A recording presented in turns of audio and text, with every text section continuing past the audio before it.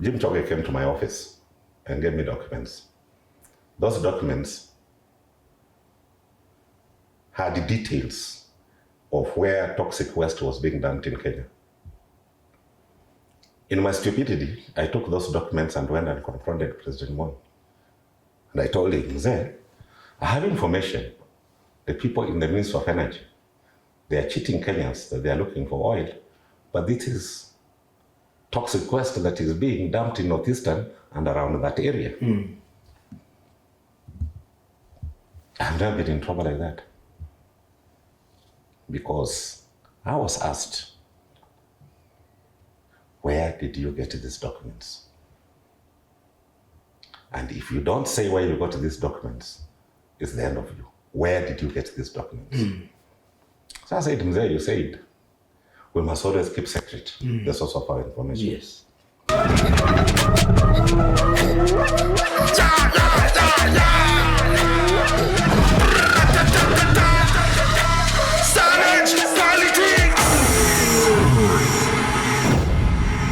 Welcome to another episode of Savage Politics. Today, our guest is none other than Professor PLO Lumumba, a Pan-Africanist, a lawyer, a man of letters. You can call Professor Lumumba anything.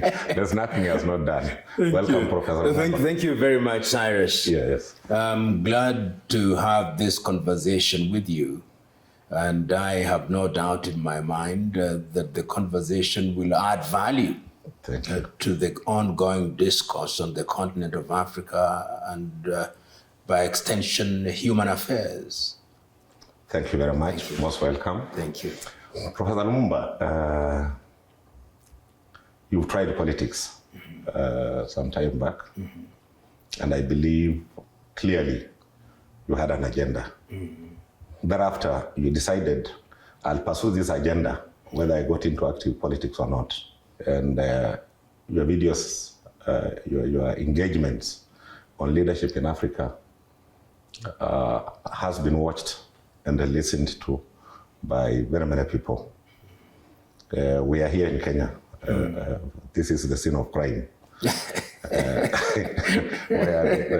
the action is taking place. Yes. So Kibaki once said that leadership is a privilege to serve others. Correct.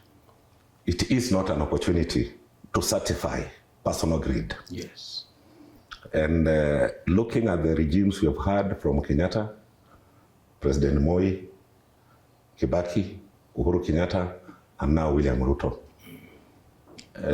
Regime by regime, if you can, of course you have been there when all these regimes were there, you've been there. There are others, maybe you are still young, but you read about them deeply. You are a good student of history, despite the fact that you are a lawyer. If you can do an analysis for the viewer, so that maybe in the process of analyzing, the viewer can easily see where did we start losing it. You know, Cyrus, you are so right, and I can't agree with you more. That when President Moi Kibaki spoke about leadership, he was right on target. Leadership is a place of honor and privilege. The very reason why we call our elected officials honorable is because we have honored them to serve. And when one looks at the different administration that we have had since Kenya regained independence, you can see that in the very early days, leadership was sacrificial. The men and women who served in the first parliament from 1963, one can say, way up to 1965, if you look at the remuneration that they received, if you look at their lifestyles, if you look at their conviction and the laws that they enacted, they were interested in ensuring that the quality of people's lives was improved, whether it was health, whether it was in education, whether it was in agriculture, whether it was in the provision of infrastructure. Leadership was truly an opportunity to serve. Then some bugs started biting us. And historically, I always want to identify the place where the rain started beating us with the Ndegwa Commission, the Duncan Ndegwa Commission. Because you remember in those early days when one was an active politician, you are not allowed to participate in business because the business of service is a full-time business. But then the Ndegwa Commission said that you could be a politician and participate in politics, or rather participate in business. And what then happened is that immediately people started getting into the political arena for the wrong reason. And that begins in earnest in the election after 1969. And it is obvious when you look at the different sectors of the economy. If you look at some of the richest families in this country, they are to be found in the banking sector. They are to be found in agriculture. They are to be found in education, because by virtue of being in government, they knew ahead of time what the priorities of government were. And they would have members of their family who are outside of active politics to incorporate companies in the banking sector, in the insurance sector, in the education sector, so that the motivation for getting into politics was no longer service, but to have easy access to the resources of the nation. And that was not only restricted to politicians, it was also, it extended even to senior public civil servants, whether they were permanent secretaries or provincial administrators. And to date, these are some of the richest individuals that this country has ever produced and continue to produce, with their children, of course, now ruling the roost. When President Moi came into power, things did not change. Things, in my view, even assumed a much more injurious impact on the Kenyan economy and on Kenyan politics. Joining politics no longer was an easy thing. You have to have resources. You've got to have money. You've got to have these things that the people had then been introduced into. The people are then told that if you want to vote, we'll give you money.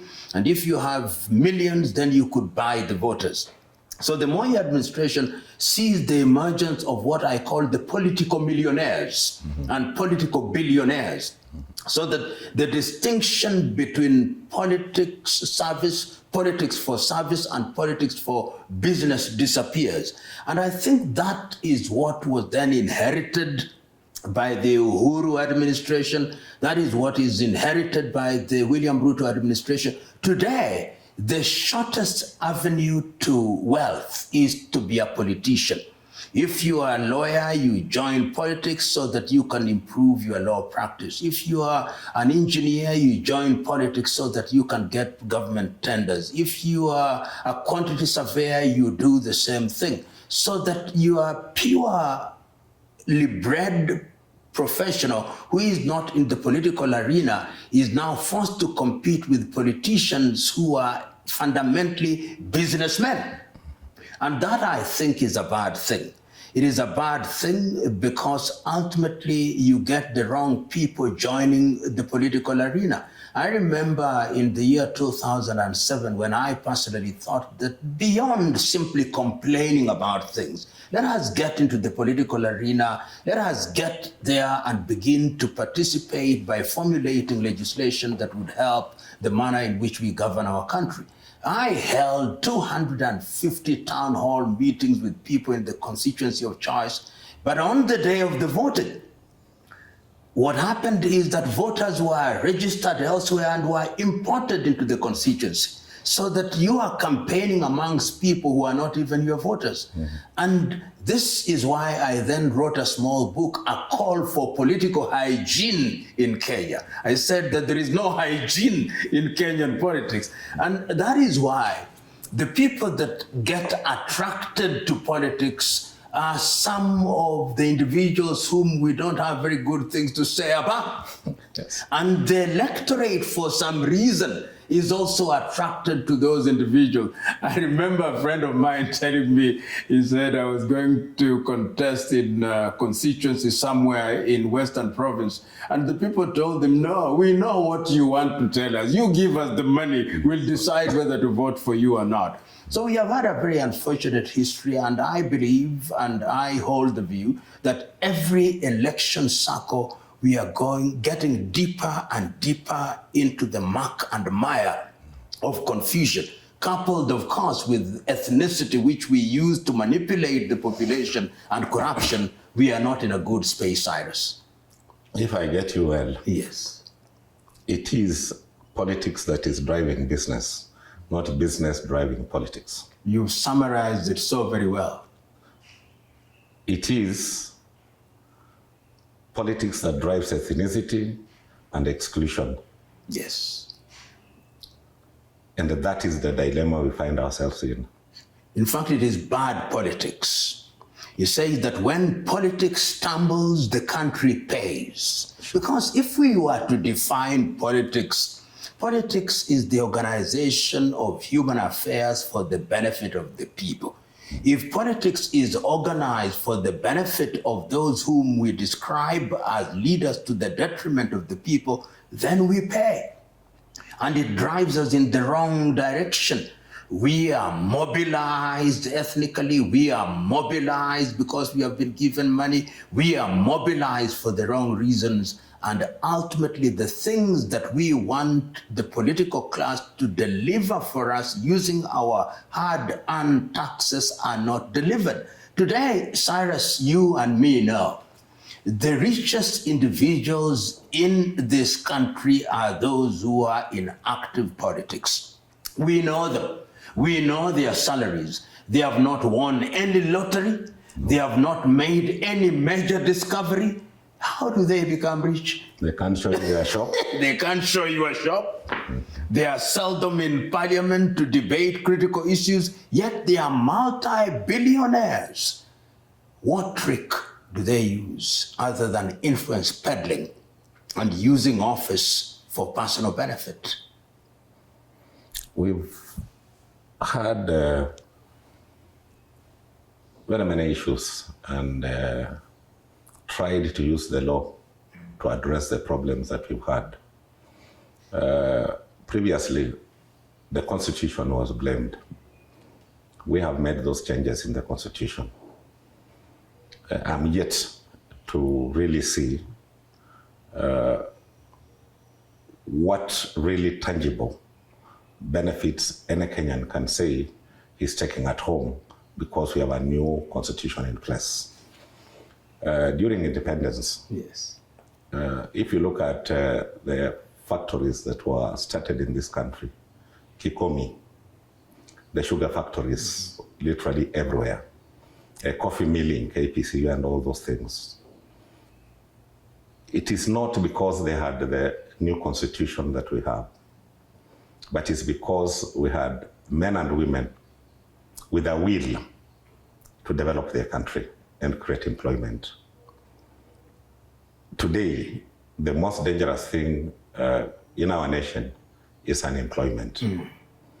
Not that the leadership is not awake to it, but it looks like those that go into leadership, as you have clearly said, they go there for another purpose other than serving. They go there to be served. What is this that we can do to get the brain in Africa, the brain in Kenya, to wake up to the challenge and remove the economic power from the political hands into institutions that provide wealth, provide taxes, provide employment? You know, Cyrus, if you look at Kenya, in terms of human resource, we have some of the best human resource anywhere in the continent of Africa. You go to different countries in the region, whether it's in the hotel industry, whether it's in the ICT industry, across the continent of Africa and outside, you'll find Kenyans. And you've given a very good summary. If you look at the area of agriculture, there was a time when cotton, we had the chain that took you from the factory to the farmer. And the cooperatives, and Kenya has one of the strongest cooperative movements in the continent of Africa and indeed in the world. If you go into floriculture, if you go into horticulture, you would find that Kenya was adding value in tea, in coffee, and those areas. And you've talked about the other resources, natural resource, whether it's gold, whether it is cobalt, whether it's soda ash. We have all those within Kenya and, of course, the continent of Africa. But having resources without being resourceful is a totally different thing. You can have resources, but you are not resourceful. You can have cotton, but you still import second-hand clothing. You can have coffee, but you are still importing Nescafe from Nestle. You can have cows and milk, but you are still importing butter. You can have leather and you can't tan leather. You are still importing shoes from Italy. Yes. You can have timber and bamboo and you are still importing toothpicks from China. What is it that we must do? The environment must be enabling. You must have policies that allow for the formulation of laws, and you yourself were a government minister and legislator of long standing, and you know, when you create a favorable environment where business people can come, make money, utilize some for creating opportunities for young men and women, and then they take their money wherever they want to take it, then they will come. If you have an environment where there is a tax-friendly environment, if you tax people, and we are having this conversation at a time when quite a number of business people in Kenya are leaving. They are leaving because the cost of production has become too high. The cost of the thing that you need for purposes of production have become too high. The cost of electricity is too high. So Kenya is sending a message that what we are saying with our mouths is not what we are doing in the environment to enable. And I'll give you an example of a country which has, in my view, achieved major strides in the continent of Africa in the last 15 years, Mauritius. Today, every person, including in Kenya, wants to have an address in Port Louis. What did they do? They were in the sugar business. They had sugar factories. They said, we don't have comparative advantage in the production of sugar. We are going to be the financial mecca for the rest of Africa. Today, they are doing exactly that. And I believe that we must, in the nature of things, allow our environment, in the legal environment, dispute resolution environment, and factors of production must be affordable. The ease with which we move money must allow us to attract investors who also invest in the environment. Today, we are exporting labor.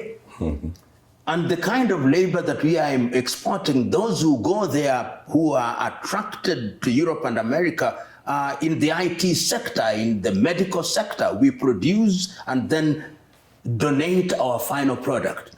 Then we are producing labor at a very low level, house helps to go to Kuwait or Saudi Arabia.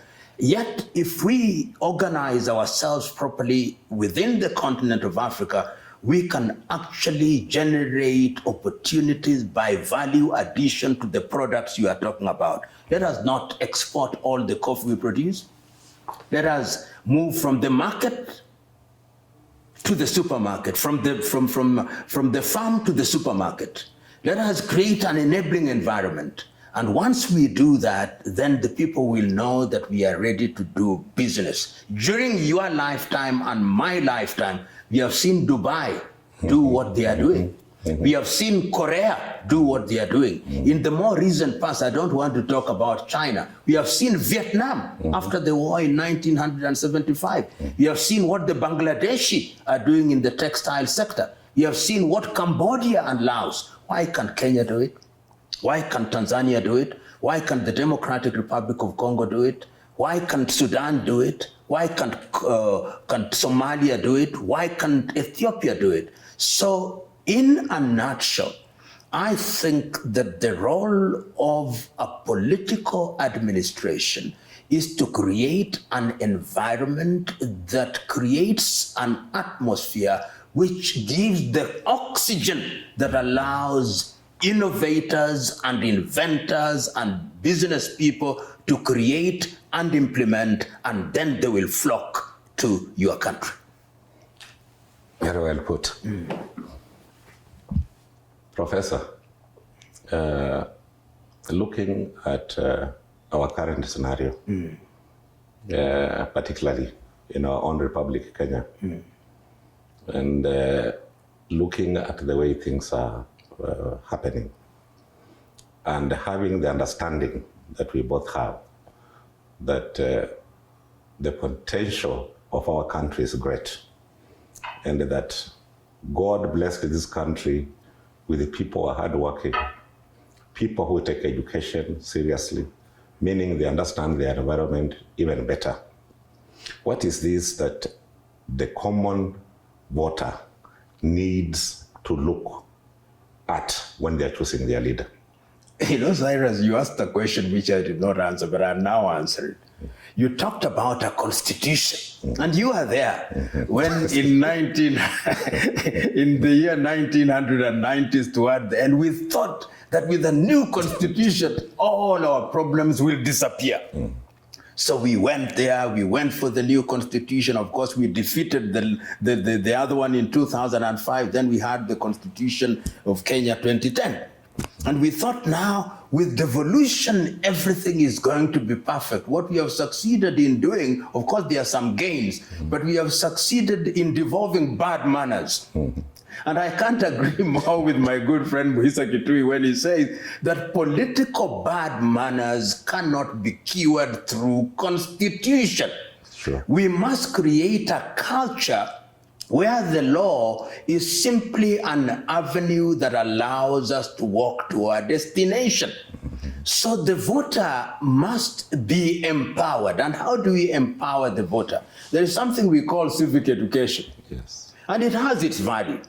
It has its value because it enables and empowers the voter to ask. If you are an MCA, as we now call councillors, and I remember when I grew up both here in Nairobi and in my rural area, the councillor lived with you. The councillor participated with you.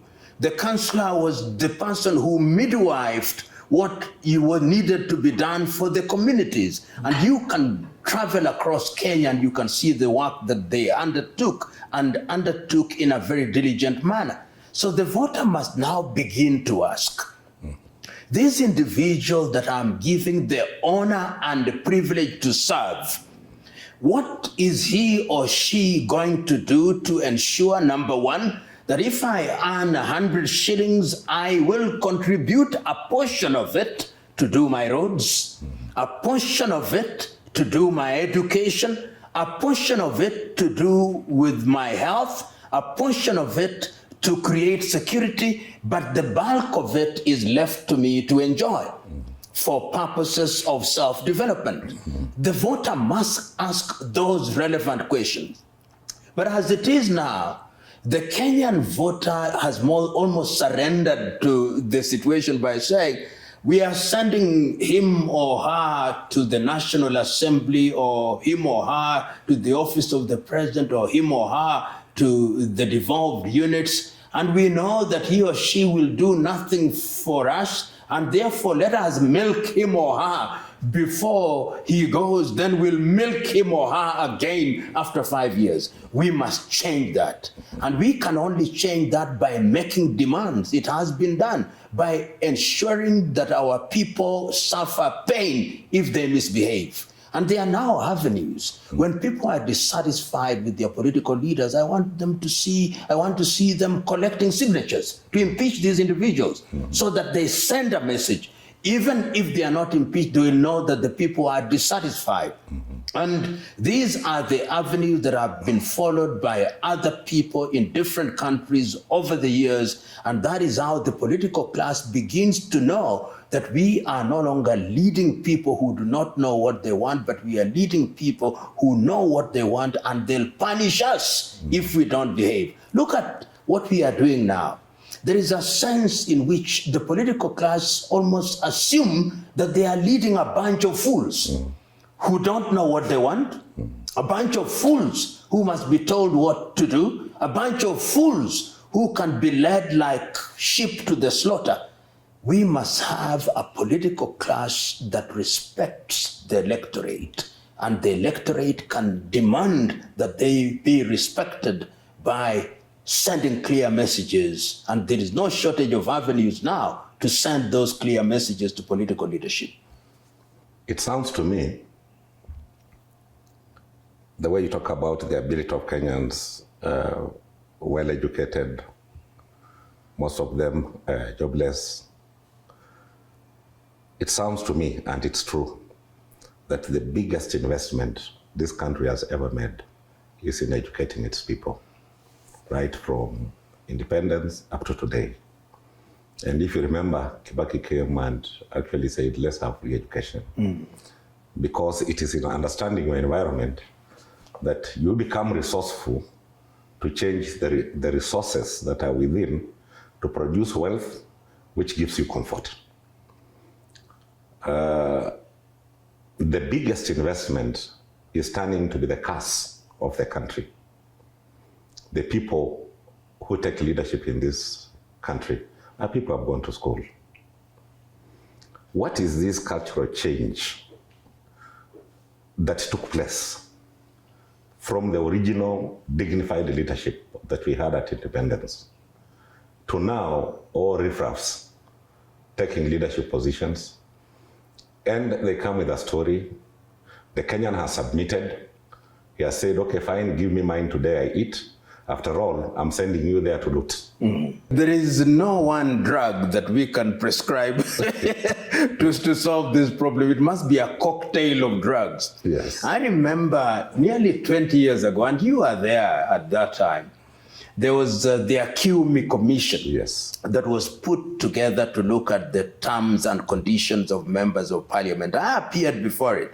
And I remember saying the following things: don't increase the salaries of people's representatives so that they are like officers in the corporate world. Yes. You'll begin to attract people for the wrong reasons. Don't make the occupation of political offices like they are permanent and pensionable. Ensure that those who join politics are individuals who are prepared to sacrifice, and during the entire period that they are actively in politics, they should not participate in any business. Their resources and their wealth should be kept in a trust so that we are able to know what they acquired after they got into politics as opposed to what they had before. Of course, that was ignored. And today, being a politician is one of the most lucrative jobs in Kenya. I think relative to our GDP, the Kenyan politician is one of the best paid in the world. So that an MCA earns more than a doctor, and a member of parliament earns more than a professor of medicine or engineering or law. That is the reality. The net effect is that you attract people into politics for the wrong reason, and yet there is very little work to be done. We have in Kenya also introduced something called the CDF. And if you go to the CDF, there are things that have been done, it's taxpayers' money. But if you are to examine each one of the constituencies, you'll discover that members of parliament have possibly incorporated 10 or 20 companies through their friends and relatives who are doing business with their constituencies or with their wards. And that in itself is part of the problem, which begs the question, how can we change this political culture? It is not going to be easy. You talked about education, but let us ask ourselves, what kind of education? A Nigerian musician called Fela Anikulapo Kuti once sang, "Teacher, don't teach me nonsense." Perhaps we have not been teaching people the thing that they ought to be taught. You've got to ask ourselves, when we take our young men and women to school in agriculture, what are we teaching them?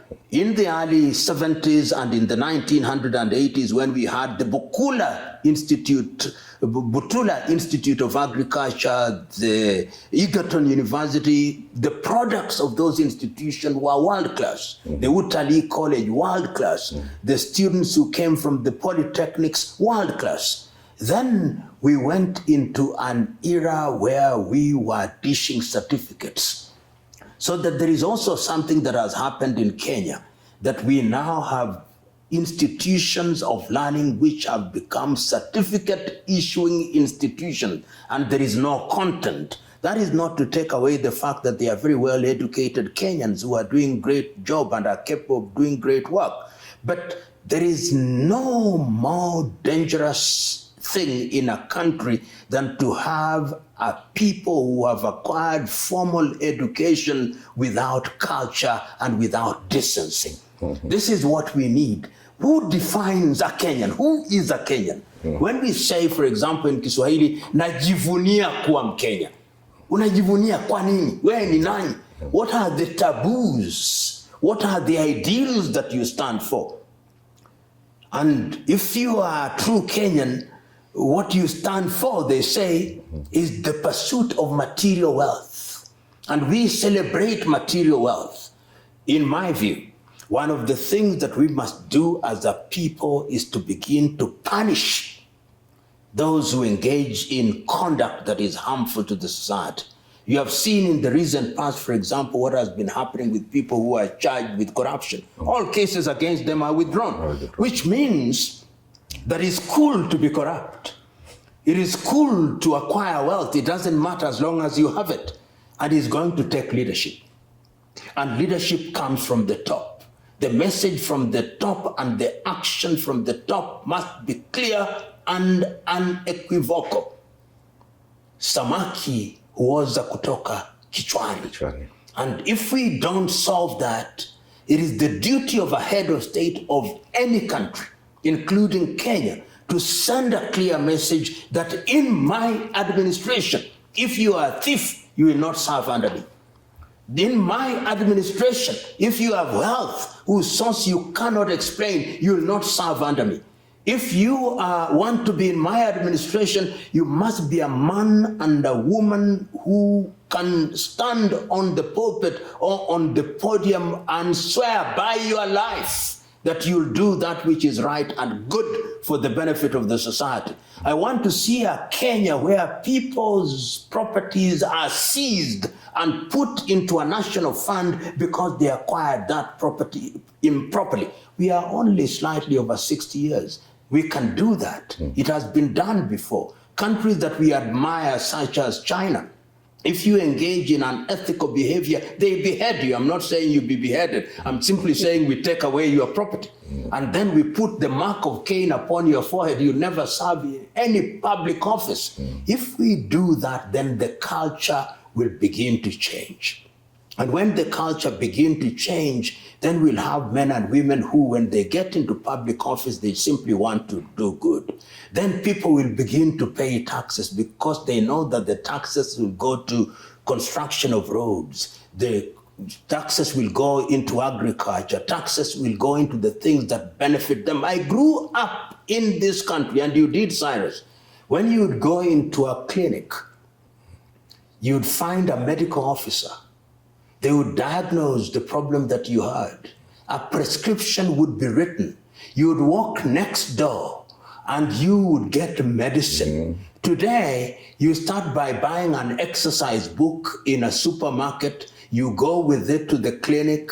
They write for you and they tell you to go to the next pharmacy, which is possibly owned by the pharmacist who is a pharmacist in the public hospital. All of us only go to private hospitals if we can afford it. The culture is bad. The culture is rotten in Kenya, and that is not very different from many African countries, save for very few.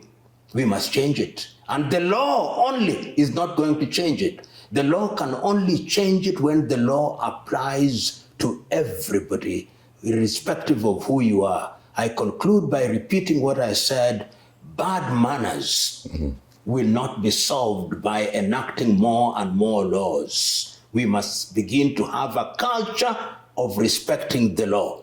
And you are there. When you served in government, I would myself want to hear you as a legislator today, now that you have had some period of rethinking, not being in parliament, in active politics. What, in your view, for example, just to support what I'm saying, or to give it a little oomph, what would you do today if you were to go in parliament and serve as a cabinet minister differently from what you did then? Today, I wouldn't agree to serve as a cabinet minister. I would maybe have served as a cabinet minister in Kibaki's administration. First term, the first 5 years, because really that was a cabinet minister. Secondly, we didn't have the new constitution. But as you put it rightly, the fish starts rotting from the head. Kibaki was firm the first 5 years. And if you are involved in any mischief, you are asked to step aside. And there's an incident even where one of our friends was asked to step aside and he refused. It was Kiraitu.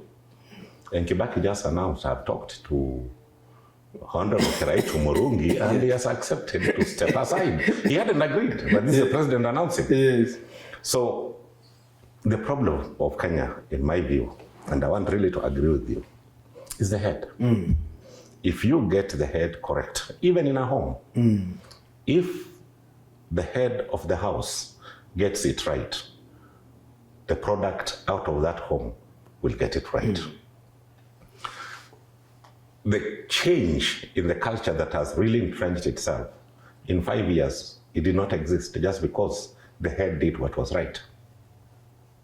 There is this question, journalists always ask politicians who wanted to lead this country. And the question has always been, what different are you going to do if you are given an opportunity by Kenyans to lead their country? There are two critical issues, in my view, that have affected this country. You are a cabinet minister, but you are not a cabinet minister. You are a cabinet secretary, but you are not a cabinet secretary.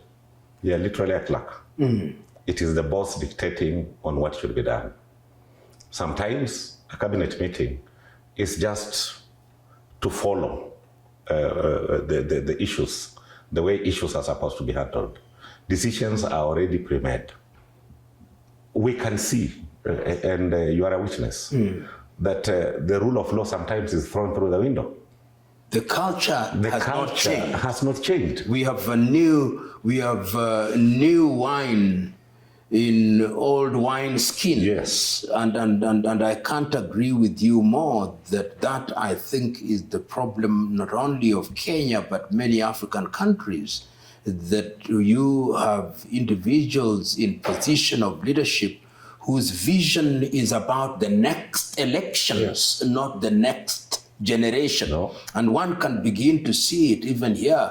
Elections are 3 years away, and we're already talking about an election which is 3 years away.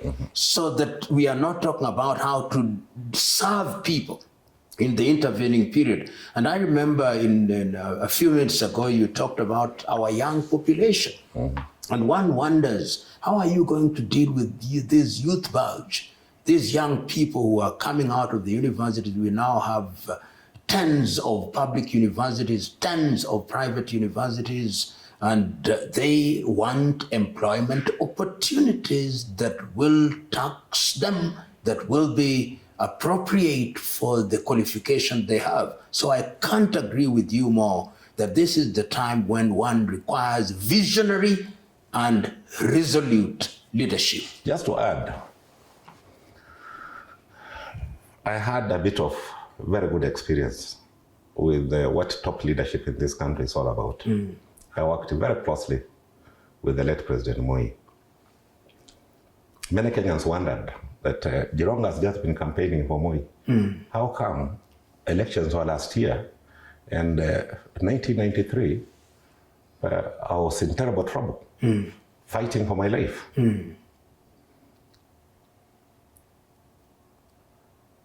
governments are interesting in Africa. When you have a thief as the leader, and you innocently go to the thief and tell the thief, why is Lumumba stealing? And yet Lumumba is stealing on behalf of that leader. Yes. You learned it from the top from Yes. There was an incident. Yes. I haven't talked about this openly before. I worked with Jim Choge. Jim Choge was a lawyer. Yes. But he was also a lawyer of the late Honorable Nicholas Bigot. Jim Choge came to my office and gave me documents. Those documents had the details of where toxic waste was being dumped in Kenya. In my stupidity, I took those documents and went and confronted President Moi. And I told him, Mzee, I have information. The people in the Ministry of Energy, they are cheating Kenyans that they are looking for oil, but this is toxic waste that is being dumped in Northeastern and around that area. I've never been in trouble like that. Because I was asked, where did you get these documents? And if you don't say where you got these documents, it's the end of you. Where did you get these documents? So I said, Mzee, you said, we must always keep secret the source of our information. Yes. I have given you these documents, you're the head of state. You have the machinery to find out whether it is true or not. So for me, I'm relying on you to verify and validate these documents. Because the person with the power to do it is yourself, not myself. And he made noise, ranted for almost 30 minutes. And the noise was loud enough until his security thought we are quarreling and that I'm not respecting the president. They were opening the door to check, is this young man fighting the head of state? But then, all through, I just thought he's being unreasonable. I've given him documents, he needs to find out. But then when I was leaving, is when my head opened up, because I was told, whatever we have discussed here, if I hear it out there, utajua. So I left. Then I said, what was I doing? Did I go to talk to whoever was dumping the toxic waste, that you are dumping toxic waste here? Because that appeared to be the reason. Because the way the whole information was received was so violent. As I crossed the gates of State House, it was 4 p.m. Gaylord Davedi, who was the permanent secretary, had just been posted into the Ministry of Energy. He was quickly reshuffled. I heard it on radio. We had just been discussing. He left the office for a few minutes and came back to continue the forum. That little 2, 3, 4 minutes, he moved out. A reshuffle was done. Because it was believed Gaylord must have given me these documents. Yet I was given by Jim Choge. Then I woke up, Jim Choge having been the lawyer of the late Biwott. Biwott had given them those documents to bring to me, and then go back and tell Moi, we are naked. This boy knows too much about us. We must destroy him. So there is a lot of, I don't know how to call it. But that, to me, the experience you have talks about the significance of leadership and patriotism. Yes. And you know, the one... And the quality yes. of the people we put in office. Absolutely. The intent. Look at the cancer rate in the Republic of Kenya. Yes. And if you do that survey, it is heaviest from Meru side coming. When you go towards coast, towards Western and Nyanza, the cases are not as many because the dumping was taking place in that direction. Now, you have leadership that has the capacity to convince Kenyans that I'm looking for an office to serve you, that so and so or the other leadership you had looks at me because of ABCD. But that is not the topic. The topic is, I'm looking for an office to eat your taxes. Yes. We need, as Kenyans, to start understanding that sometimes I've seen a serious war between Natembea and Wetangula. Oh, you're not doing this for us, you're not doing this for us. Sometimes these people have just to be there to survive. They don't have the power to do anything. And therefore, to me, the key is to get a right president. Somebody who understands inclusivity. There is a dangerous topic which I want you to comment on, which is emerging now. When you have a head of civil service saying, I came to this function because I'm an ILOT, that you are grouping Kenyans today as NILOTs in power, the reason that is being given on why Raila had to be reached. And you are saying, what message are you sending?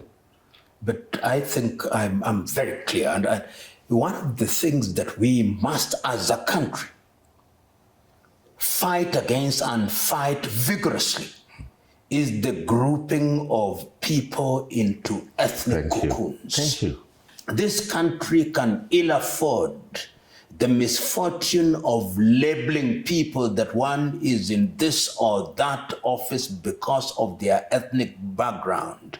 Our ethnicity, our diversity is a resource which can be harnessed and harnessed in a powerful way. And I do not want somebody to point out that I am in this arrangement or that we are forming this political formulation because we belong to this ethnic grouping. That is the most dangerous avenue to take. That is the shortest avenue to chaos in any country, and it must be condemned and must be fought vigorously, and the tone must be consistent and unequivocal from the top. And if it is not, the top must be told in no uncertain terms that this country can ill afford. We have seen many countries right now. We see the conflict that is going on in Sudan is beginning to take those dimensions where people are being grouped into Dinka, into Darfurians, into Arabs, into Africans.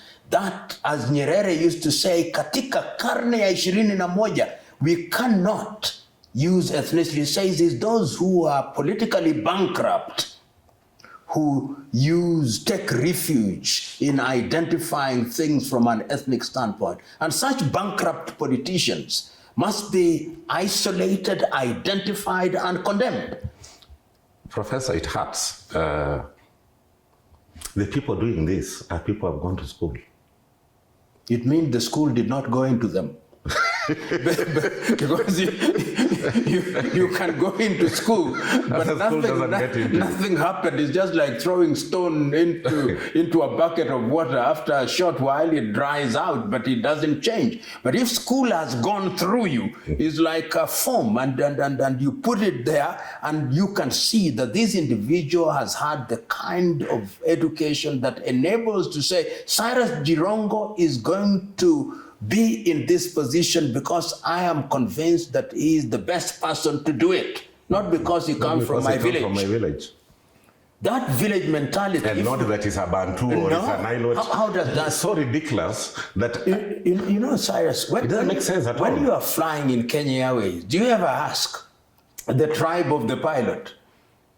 You want a competent pilot. And that the nation, the Kenyan state, and indeed any African nation is like an aeroplane. The people who are the passengers want a pilot who is going to ensure that that plane takes off, that plane lands safely, and everybody is at home. It doesn't matter, and I think, who is it who said it at one time? I think it is Deng Xiaoping in China, when they were moving into what has now made China the great economic power that it is, that we know that we have rats which we want to catch.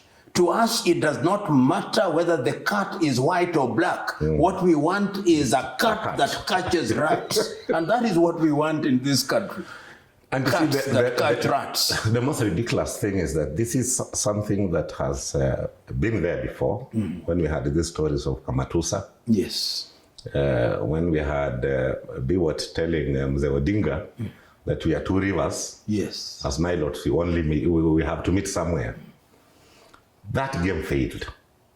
And you remember, that is one of my troubles, because when they talked about Nilotic alliance, I came up and said no, and then we form a Bantu alliance. Just to look as stupid as they were. And then where do you get? Where do you get? When you begin to form alliances of this kind, which are not based on ideas, because I want to form an alliance with you because we have ideas on how to run the economy. Yes. We have ideas on how to run our education system. We have an idea of how to deal with health system. We have an idea of how to have a taxation regime. Those are and that we are clear about that every Kenyan must inclusively participate in the development of his country. Without doubt.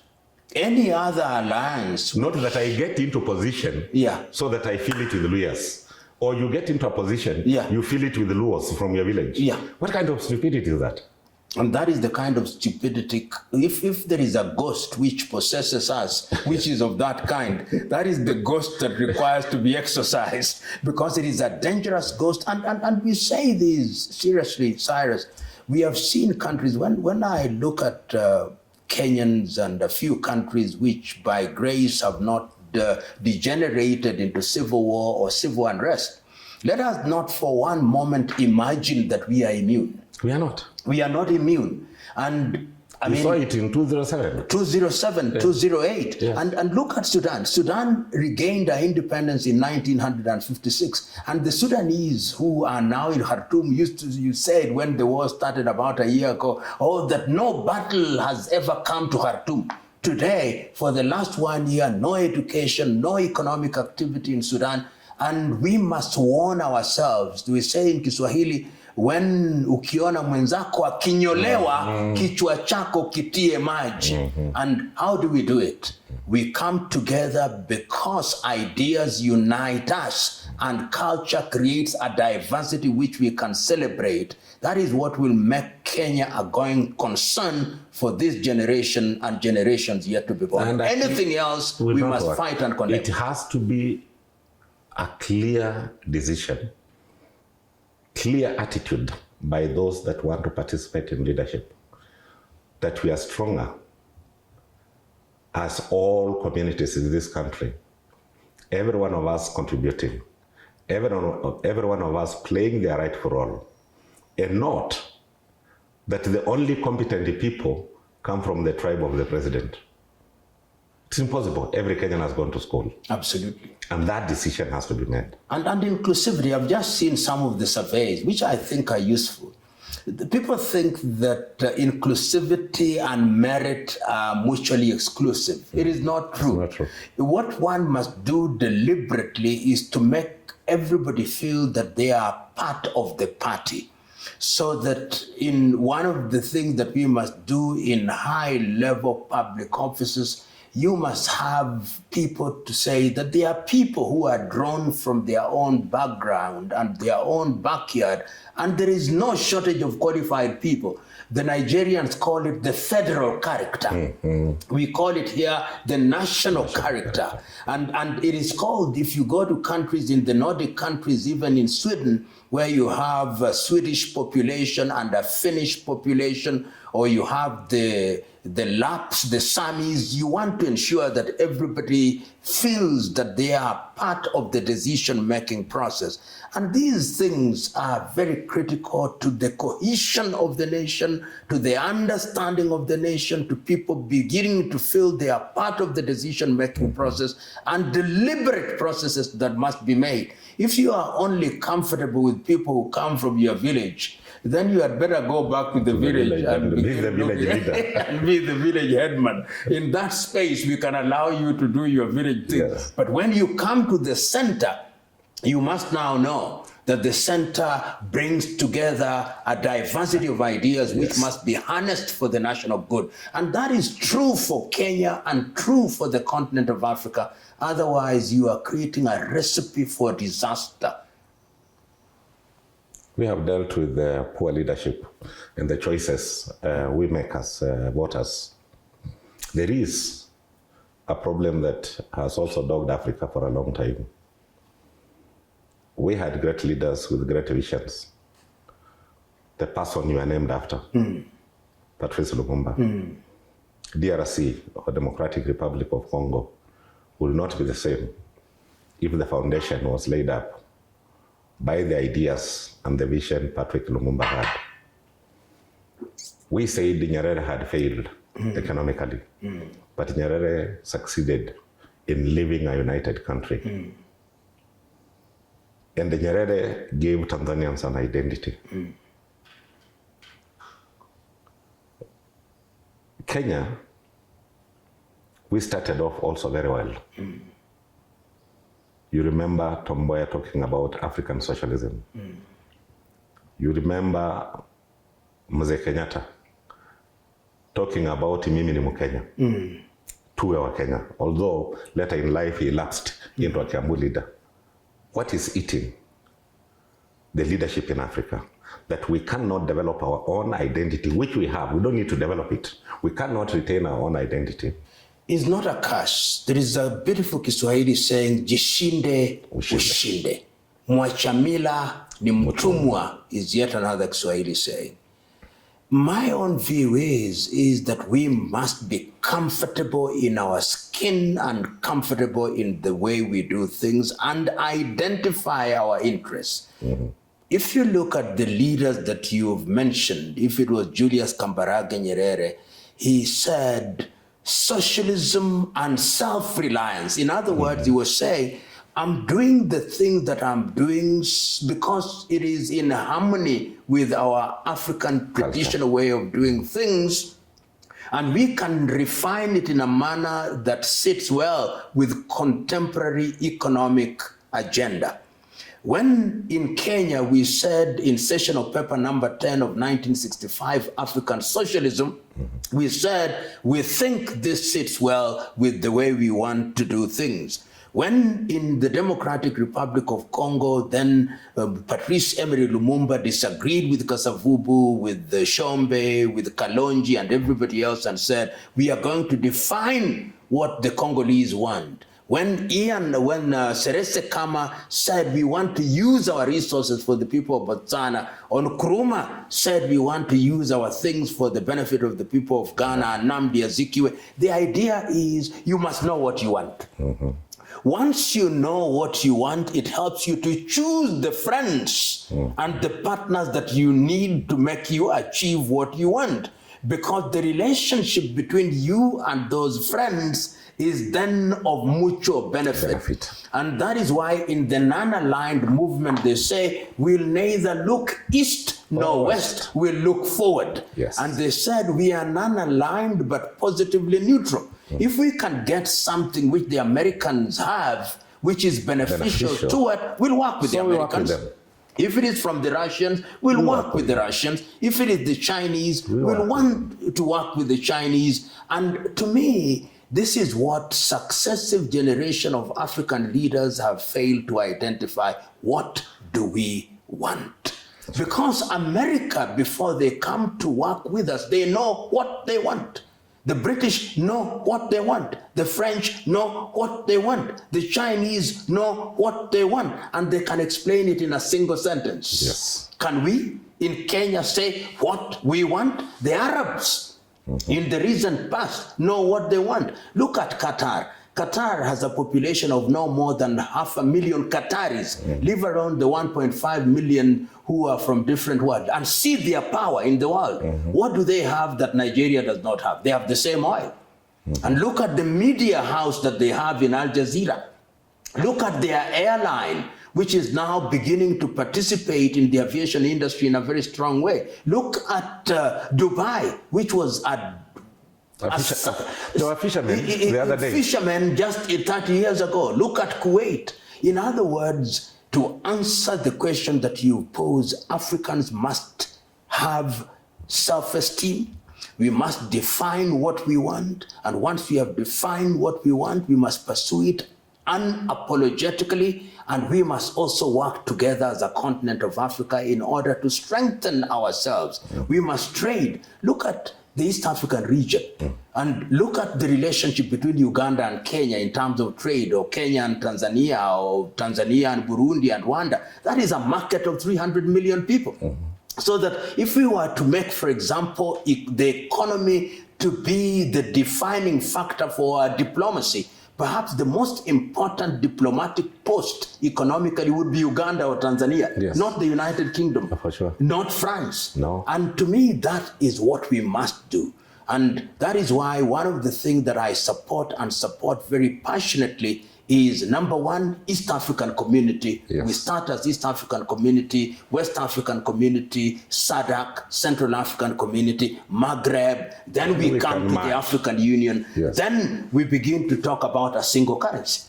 Perfect. Today, I'm in Kenya today, shilling, Ugandan shilling, Kenya shilling, Tanzania shilling, amafaranga in Rwanda. You go to the Burundi, amafaranga, and yet what we want, even with our own currencies, we are looking for the dollar more than anything else. And if we do that, the United States of America will begin to respect us. The way they respect the Qataris, the way they respect the Bahrainis. Right now, Mauritius is earning more respect in Africa than South Africa does. And Mauritius is a small island. And if you don't, and respect must be earned by what you do. So nobody cast us. We are just not doing the right things. Nobody cast us. It is we who are behaving improperly, and sometimes we even believe the things that we can do with our own hands. We think we must pray and fast. God gave us the divine instruction, go and subdue the world. He did not tell us to go fast and manna shall fall from heaven. He did not say that. Tell me, what do we want as Kenyans? An average Kenyan or many average Africans will tell you, I want good life. Then we must define good life. Yes. What is good life? Number one, you want shelter, decent shelter. You want good education opportunities for our young men and women. And once we have educated them, we want them to be in a position where they can innovate and invent. They want to eat good food, so they need agriculture. They also want the opportunity, when they are sick, they also want to have good medical services. And they want peace and security. This is what good life. Last week I was at a function where I was launching a club for happiness. Yes. And what is happiness? Happiness is the totality of physical and emotional and spiritual well-being in an environment that judges you by the content of your character, not by the color of your skin or your ethnic extraction. That is what Kenyans want, and that is what they want their government to do. They want a government that respects them and enables them to thrive. Thank you. Thank you. Thank you so much. Thank you. I couldn't do it any better. Thank you very much. So I hope Kenyans, those who will have an opportunity to watch what we are discussing, they must understand that all of us are in pursuit of happiness. Yes. And good life. Good life. Yeah, you cannot have happiness when you don't have good life. Yes, indeed. You can't have good life if you are segregated upon because you are a certain tribe. You can't have a good life when your salary can hardly last you for a week. Yet abundance surrounds you, that you have all that you can turn into good living, and that we cannot continue to blame the foreign nations that colonized us, that influence our leaders, that we must take a stand and understand for us to have that good life, we must do it ourselves. Absolutely. Thank you so much. Thank you. I appreciate your time. Thank you. Thank you very much, my brother. Shukran.